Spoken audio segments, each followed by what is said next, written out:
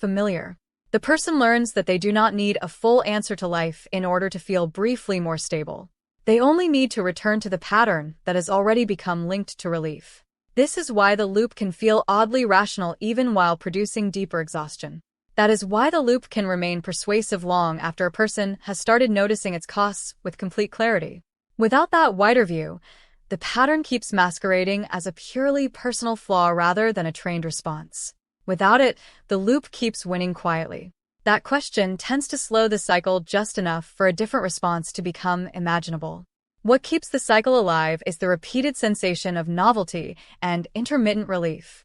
It may arrive as validation, novelty, visible progress, comparison, distraction, reassurance, or the brief feeling that life is finally making sense.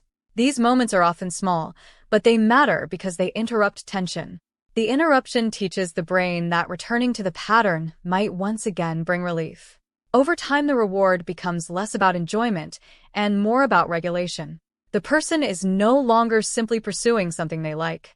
They are returning to something that seems to soften uncertainty.